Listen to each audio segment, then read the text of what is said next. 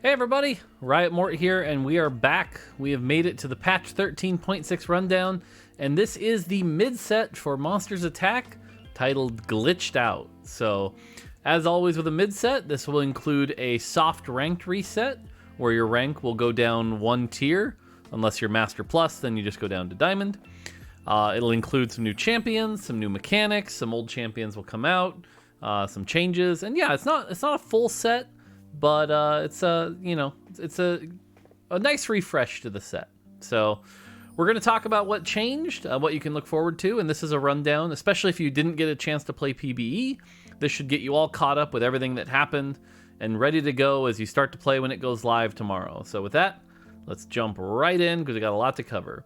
First thing to note is what's leaving. If you were familiar with these 15 champions, they're not there anymore. They're gone. So no civilian, no recon. You're losing champions like Zed, Soraka, Sejuani, Talia, Aphelios, things like that.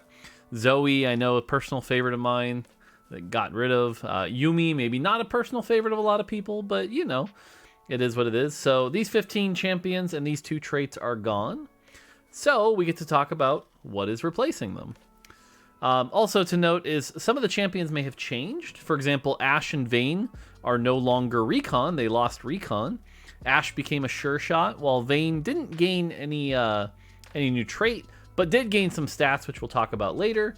Janna no longer a civilian, and Viego gained heart. So a couple adjustments to the champions that are there as well, offering new ways to play them. You know, Viego you can play around 2 heart. And again, we'll talk about all the detailed changes a little later in the video. All right, new champions that don't fit in a new trait. Nico replaces Talia as a Star Guardian Spellslinger with her exploding frogs that are pretty fun. Gnar is a Gadgettine Prankster. You can look for him in the Gadgettine line. Uses AD items really well, so check that out. Garen replaces Set. He's not quite as tanky as Set, but does a lot more damage and a big AoE stun. And if you played back in Galaxies, he's got that big slam that feels really good. I don't know, I just think Garen's the coolest looking mech. Warwick is here. Warwick is pretty crazy. He's an admin laser core brawler. I think he pairs really well with Brawler and the admin that gain health especially. Can do a lot of physical damage. So basically his admin makes it really complicated to suggest specific items, because based on his admin, you may need attack damage or you may need attack speed. So it all depends. He can be a pretty tough champ to play, but the builds that he works with work really well. And then 2 new threats. Aatrox, very powerful tank. Also got buffed right at the last minute, so expect him to be pretty powerful. Scales really well with health and tank items. He is a tank. He is not a damage dealer. He is not a carry. Don't put damage items on him expecting him to do damage. He's a tank. Speaking of other champions that are a little different, Morgana. Morgana shoots out 2 bindings and has built-in Shred and Sunder.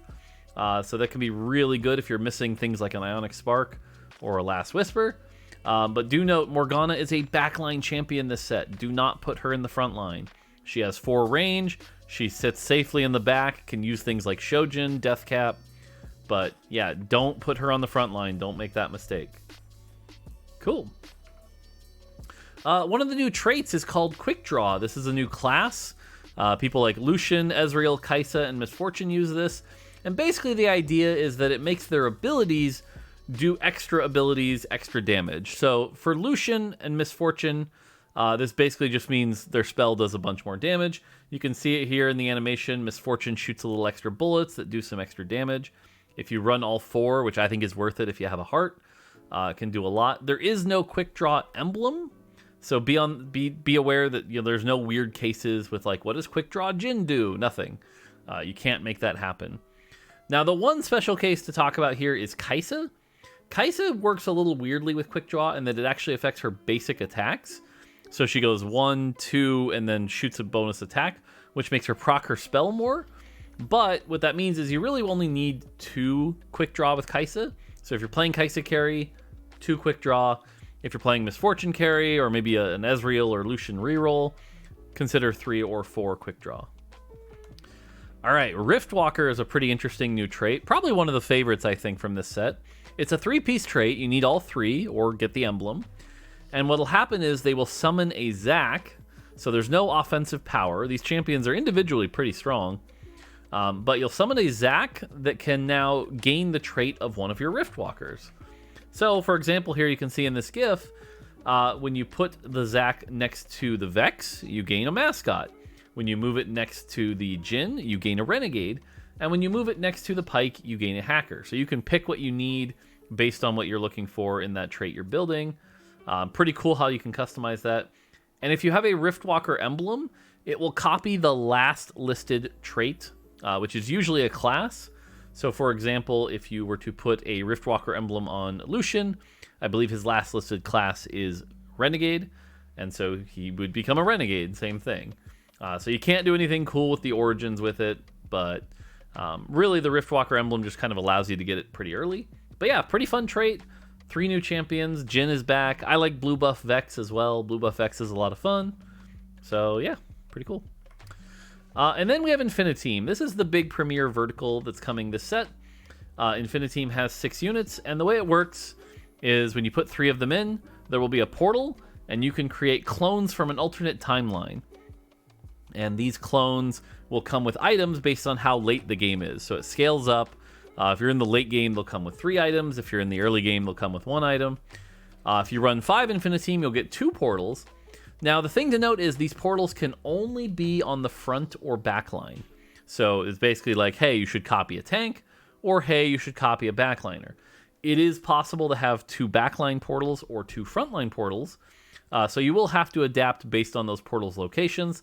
They're the same for everybody, but it does mean that every game will be a little different when you play Infiniteam because, again, you play a 2 Infiniteam frontline portal, very different than 1 front, 1 back. And then the other thing is that you can only copy Infiniteam units with these portals, which makes the emblem really cool to build. I'm a big fan of like Infiniteam Fiddlesticks in the late game because you'll get 2 Fiddlesticks, and that's pretty cool. But yeah, you can kind of see here how it works, where once you put in 3, there are portals. This GIF is old. Like I said, they can only be in the front row. And then you get this alternate timeline version, which you can see here with the Pantheon.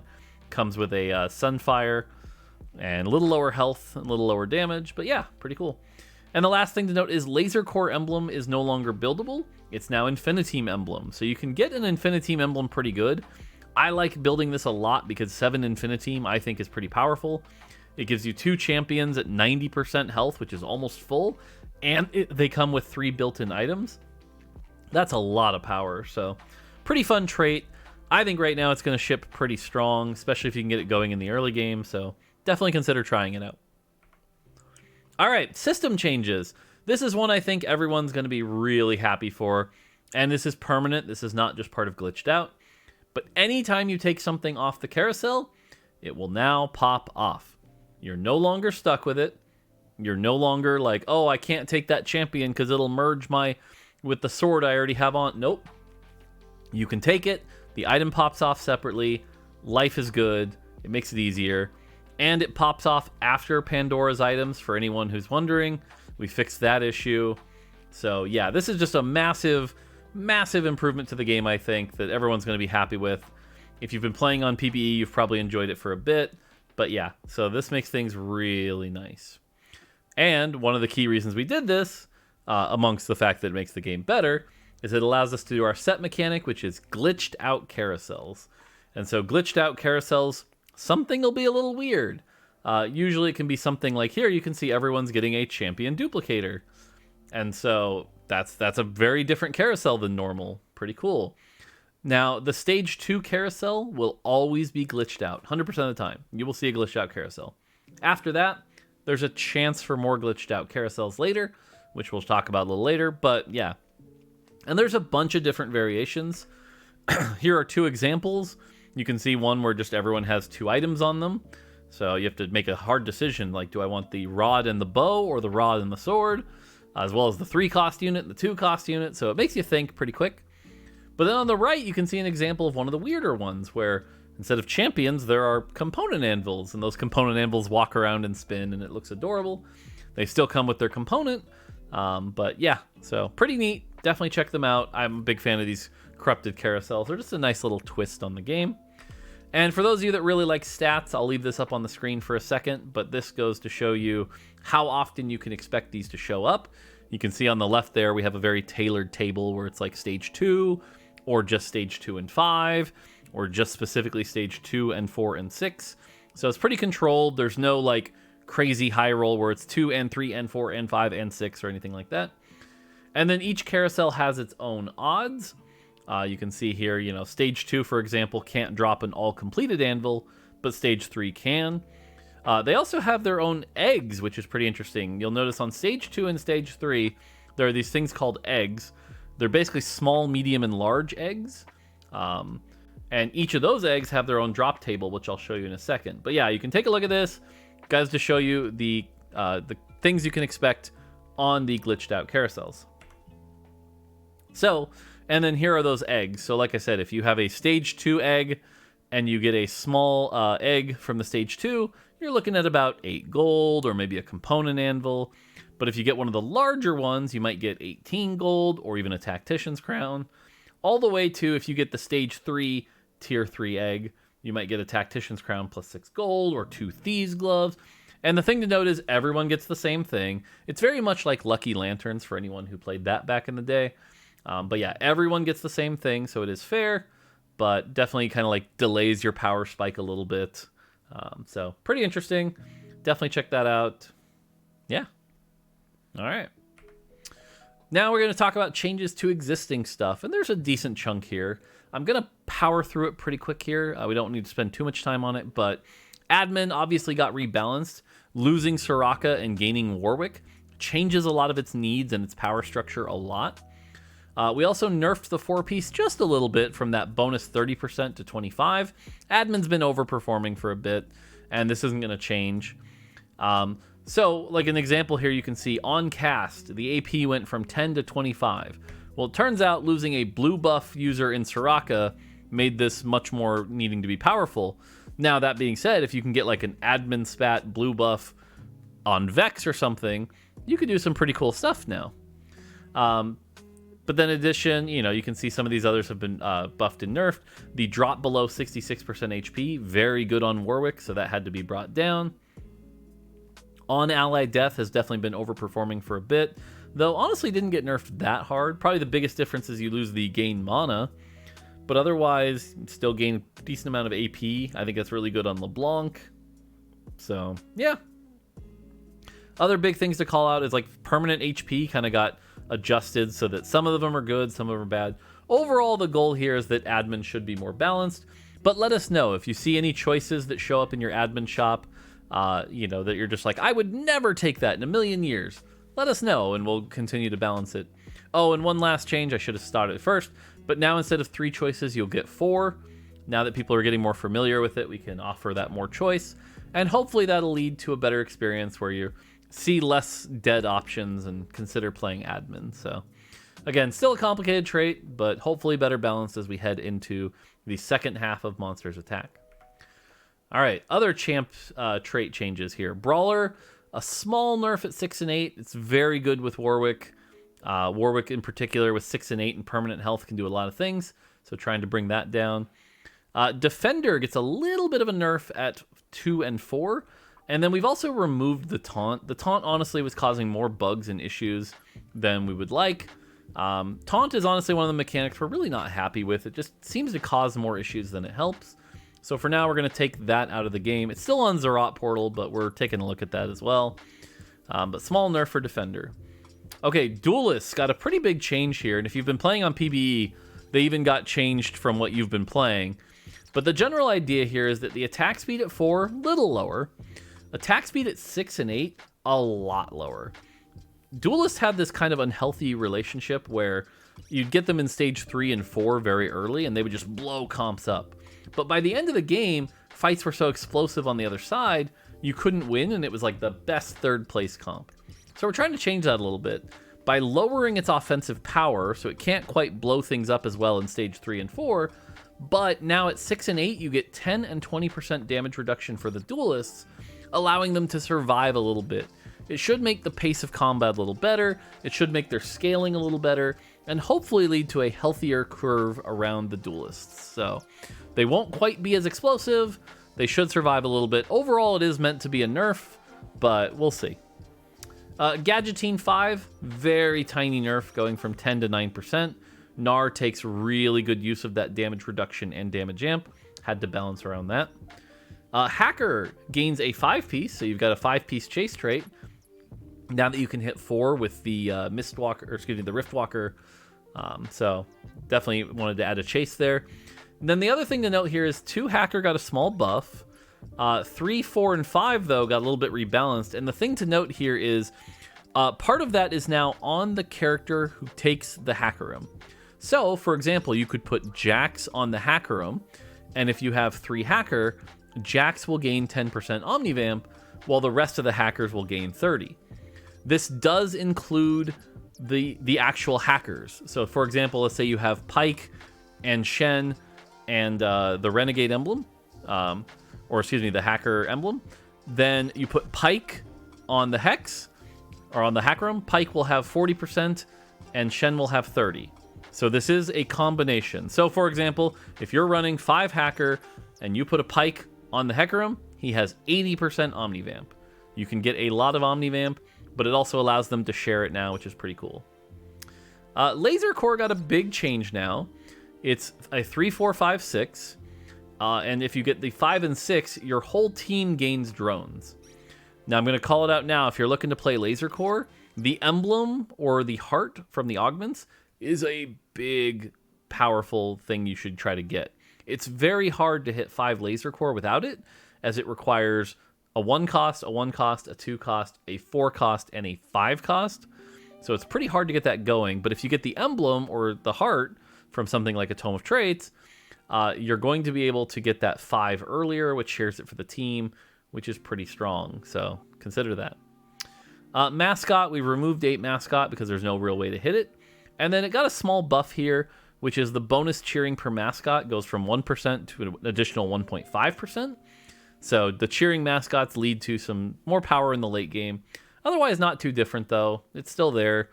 There's some cool builds now you can do with Vex and reroll supers, but yeah.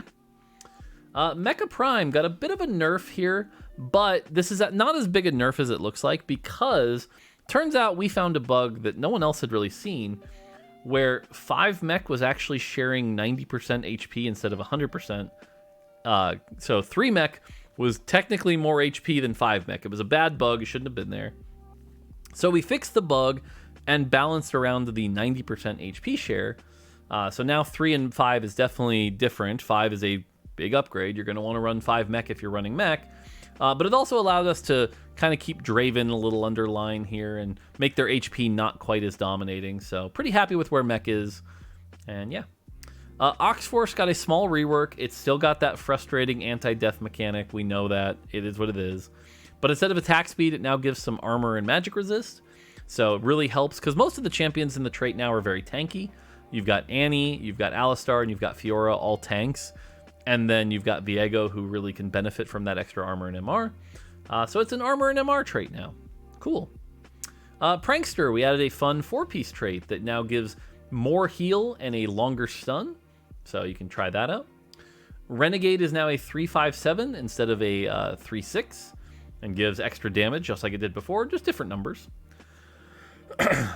One of the biggest changes, this came midway through PBE, but this is a big change for people who've been playing Monsters Attack, is that Star Guardian went from a 3/6/9 to a 2/4/6/8. Excuse me. This opens up a lot of new possibilities for trait building. It means you can play a Lux and a Rel early. Bam, you've got that extra mana generation. Lux is really good. Lot more interesting combinations where you can run like 4 Star Guardian, 4 Spellslinger, or 6 Star Guardian, 2 Spellslinger. So really a big buff to the trait that honestly kind of struggled for the first half. I think this is a very powerful trait. Obviously to compensate, 2 went down a little and 8 went down a little, but otherwise this is a good trait now. So definitely don't sleep on Star Guardian this time. Spellslinger kind of had to get compensated as well, so it got down a little bit of a nerf at 4 and 6. This is mostly because there's an additional Spellslinger, which means it's much easier to activate. And so the 8 actually gets nerfed pretty heavily here. But again, that's just because there is one more Spellslinger than there was before, so it's easier to activate. And then finally, Sure Shot is now a 2/3/4/5. The loss of Senna makes it kind of harder to build around. So by making it a 2-3-4-5, you can run like Ash Sivir, hit the Samira, run 3 for a while. Then maybe if you want to run Ultimate Ezreal, you can run the 4, or you can take out the Ashe and go back down to 3. It makes it a little easier to play around. So that's kind of the big trait changes. On the champ side, Ashe, like we said, now a Laser Core Sure Shot. Ashe got a pretty big buff, though. The spell gives a lot more AD. So Ashe is going to be hitting pretty chunky here. Reroll Ashe is, I think, actually quite good now. But also, you shouldn't be afraid to put like a Last Whisper and a Deathblade and have Ashe be that item holder for Samira. So Ashe should be pretty good. Kayle gets a bit of a small buff just to kind of help her not be literally a dead unit you never want to put items on. Lux got a spell targeting change here, where what happens is instead of targeting random, which we know was very frustrating, she will always throw her spell at her current target. This should help in the early game, help get a kill or two, even if you're going to lose fight. So Lux should help you preserve health and not have these sort of RNG health swaps. So, yeah. Draven gets a very small AD buff. Hopefully you want him to be still an exciting champion that you can play around. Ezreal got some pretty big changes. He's now an underground Quickdraw Parallel. His spell got nerfed because the power from Quickdraw is pretty important here. But Parallel is a trait I didn't really talk about, but if you play Ezreal and Ultimate Ezreal, yes, there are 2 Ezreals in this set. Honestly, I should have mentioned that earlier. Then they both get a bonus, and in Ezreal's case, his spell changes to now a like much longer version of his ult, and can actually AoE slow, so it's pretty good. I actually think Parallel is very good on Ezreal. We believe there's also some supers rerolls Ezreals where you get Parallel going, so definitely check those out. Yasuo gets a small mana buff, so he can be a little bit better. He's kind of been the weak link of duelists. We'd love for Yasuo to be a champion you're actually excited to itemize. Kai'Sa, now a Star Guardian Quickdraw, just some adjustments to her spell. So trying to adjust that a little bit. Honestly, Kai'Sa's the champion that might need the most work in 13-7. Give her a try, but right now she's kind of struggling a little bit. We'll keep an eye on her. Sona gets a bit of a buff here on her Q, just a little more damage to make Sona a possible carry. Vayne, as I mentioned, lost recon, and so Vayne gets some attack speed to compensate, and her spell hits a little bit harder. So that should help Vayne still be a carry that you want to run, even though you've lost all that crit from recon. On the 4-cost side, Bel'Veth, a little too good, so just 10 more mana to cast their spell. It means Bel'Veth will still be auto-attacking, so shouldn't be too crazy, but a little bit of a nerf to Bel'Veth. Misfortune is now an Anima Squad Ace Quickdraw. Because of the power of Quickdraw, though, she does have to have her spell base damage go down a bit, so a little bit of a nerf to her base. Samira, just a little bit of a nerf there, nothing too crazy, but Samira kind of overperforming for a bit, want to bring her down. Viego, as I mentioned, now an Oxforce Renegade Heart, gets to cast a little more often, so mana going down by 5, attack speed going up a bit since he lost the attack speed from Oxforce, but damage does go down a little bit since he gained the Heart trait, which should be able to scale that right back up. Fiddlesticks, overperforming for a little bit here. Fiddlesticks loses a little bit of health, a little bit of armor and MR, a little bit of damage. So Fiddle has kind of been the thing you throw in every single comp. We want you to at least like make a decision around it. It shouldn't literally be something you throw in every comp. So a little bit of power down here. All right, big change here. Janna, on the other hand, you played for Forecaster, but you never really put items on other than like Chalice. Janna can be a carry now. Janna gets more attack speed, more armor and MR, casts a little slower, but more often. But the damage has gone up a lot. You'll notice here at 2-star, it went from 300 to 675. That is more than double. So if you want to run a Spell Slinger Janna composition, you can. It hits hard. The hero augment where she does true damage is a lot. Janna is now a carry. You should be excited to run Janna. Nunu, very microscopic nerf here. You won't even notice it. And then Syndra, now allies thrown in by Syndra now trigger on ally death effects. So you can do some cool stuff there if you want. Yeah. All right, hero augments. We also took the opportunity to rework some of the hero augments that weren't really working, that weren't really exciting. And obviously, by the way, and I'm not going to go into it in this one, but every new champion got 2 new hero augments as well, a support and a carry one. You can check those out on various websites, but there's some fun ones in there.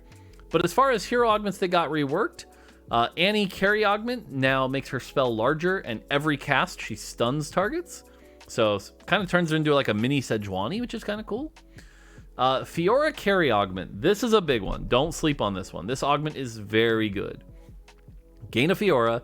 Every 4 attacks on the same target, she deals 20% of her max health, so 3-star Fiora, very good, as magic damage, and heals for 9% of her health. This is really cool if you want to run like Ginsu's Quicksilver plus a tank item on Fiora. You can do a lot of damage. Really cool. Fiora support augment. This is actually just a minor rework. It's actually the same number. It was 2.5% per hit. Now it's 25 every 10. It just feels burstier and spikier and kind of fun. So, Yasuo carry augment. This one changed from the Omnivamp it was before to his spell is larger and deals 20% increased damage. So should hit more targets. Should be a bit better. Let us know. Might have to buff it a little more. We'll see. Alistar had this problem where his support and carry augment were hard to distinguish. So we made it very clear. The Alistar support augment is that he now 50% shreds, that's the magic reduction, all enemy units. So if you don't have an Ionic Spark and you've got an Alistar, great, you're good to go. He covers you there. The carry augment is now the combination of the old 2 augments. So he gains the health, his primary ability hits all adjacent enemies, and deals bonus damage equal to his health. So Alistar carry can still be a thing, might even be better now. But the support is nice for those spellcaster comps where you don't have an Ionic Spark. Jack support, we know the dodge was frustrating and very, anti-melee, so we changed it a little bit. Now when you field Jack support, your team gains 20 armor, 15% attack speed, doubled when your strongest Jax dies. And yes, if you have him get eaten as the mech, that works. So 40 armor, 30% attack speed for a mech comp, really good. Kaisa support augment. This one is now kind of like a nice relapse to Recon here. Gain a Kaisa. At the start of combat, Kaisa and her 2 closest allied champions gain 40% critical strike and their spells can crit. So really good with, say, Nico, so you can give her that free kind of jeweled gauntlet power up. But yeah, pretty cool. Fiddlesticks carry augment. Gain a Fiddlesticks. Fiddlesticks continues absorbing corrupted souls even while no longer dormant. How many of you didn't realize that stopped once he becomes active? And even if he's still dormant after 8 seconds, he immediately casts. So you can like backline Fiddle and then 8 seconds later know he'll cast even though he's not the last alive, which is pretty cool. Echo carry augment. Okay, this is one that even I kind of misread for a bit, but don't sleep on this one. This one's really good. Gain an Echo. Echo's spell hits all enemies within 2 hexes and deals 220% bonus damage, but no longer slows enemies' attack speed. Try something out like a Titan's Resolve, Jeweled Gauntlet, Ionic Spark. Echo can do some serious work, so don't sleep on this augment. This is a pretty cool one. And then finally, Syndra. Syndra carry. Your strongest Syndra gains 30 starting mana, so she'll be able to fling in pretty quickly, and 30% attack speed every time an ally dies. So as you fling things in and they die, she'll be able to fling more and more in. So hopefully this can make the Syndra dream come true. And with Syndra able to be played with Star Guardian, you can do a lot of cool things there now that Star Guardian's easier to play. Some other augment adjustments. Cruel Pact has been underperforming since its nerf last time. So we're bringing it back to 3 HP, but only per player combat. So this should be a buff. Hopefully gets it back to a reasonable state. Duelist Crown, giving an Edge of Night doesn't really make sense with Zed gone, so now it's Hand of Justice. High Roller has been removed from the game. It causes too many issues with both Riftwalker and Threat now that there are only 2 3-cost threats. So it's going to be gone for now. Laser Core Crown has been replaced with Laser Core Soul, which gives 1 additional Laser Core, a Yasuo, and a Hand of Justice. March of Progress is another one that has been underperforming ever since we nerfed it. So now what it does is it grants 4 XP immediately, since most people don't level anyway. And then the XP per player combat went from 5 to equal to your current player level. This is a very fancy way of saying you'll level up sooner than you did before. We balanced around it. It's not as strong as it was before. It's stronger than it is on live. Again, hopefully this gets us to a balanced state. Finally, Salvage Bin. Salvage Bin has been an augment that's a really cool concept, but it's just been underperforming for a long time. But we also can't just buff it and give it an extra component, because then it's just better component grab bag. So the way it works now is if you get it on 2-1, you'll get the full item that you can break apart. And then in 7-player combats, you'll get another component. So kind of catches up to component grab bag eventually, but you're 7 rounds without power. And now there's also a Salvage Bin Plus, which is offered on 3-2 and 4-2, that'll give it after 4-player combats. So again, should make it comparable to component grab bag in the sense that you gain the break apart, but you're down a component for a little bit. So should be a buff to the augment overall. Finally, on some of the carry augments here, Gangplank carry has been nerfed to 80%, Kale carry nerfed to 40%, Lulu carry nerfed, Lux carry nerfed. You can see a lot of these reroll augments just a little too good. Ezreal carry nerfed, Jinx carry nerfed. Malphite carry, this number is actually even lower now, it's 130. And Vayne carry, spread shot, this number is even lower, it's 50%. And then finally, Janna carry, you can't give the new Janna 80 AP, that's insane. So it goes all the way down to 10, but remember, Janna got turbo buffed, so this augment is still bonkers. Don't sleep on that augment. All right, double up. Double up, we unfortunately were running into a problem where the best strategy at high elo was give one player all the items and the other player some defensive items. The defensive player usually would play something like Brawler. The offensive player would play something like Duelist or Laser Core that had very high tempo. Being up a bunch of items, funneling, led to a really degenerate strat. We want double up to be fun and have a lot of different strats. We know this is going to be a slightly worse experience for now, but we have to do it for now until we can come up with a better solve. But the way it works now is if you try to send a unit with items, the items will pop off. You cannot send items anymore. But instead, we now give you the lesser Rune of Allegiance and bigger Rune of Allegiance, and they'll regenerate. So you get a few more of them that you can use, but not being able to send items. And again, we know this is a bit different, so... we also improved the gift armory scenario to add a 4th choice. So hopefully now there's some actual choices here instead of always just buying the most expensive option. So yeah.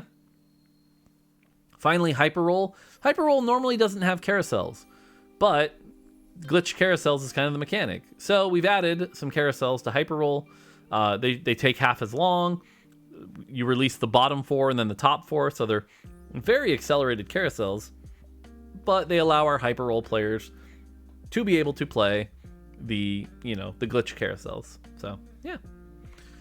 All right, and finally, cosmetics. There's a bunch of cool new cosmetics to check out. If you're looking at Chibis, Chibi Zed and Project Zed is the chase one with this really cool finisher. So, I'm a big fan of this finisher. It's probably the most badass of the Chibi finishers. Plus, Zed's cool, and I actually just like his boom. The boom effect he has is really cool. There's a bunch of other cool cosmetics here. You can see the Rango Squad. You've got Ultimate Whiskers, which is another mythic.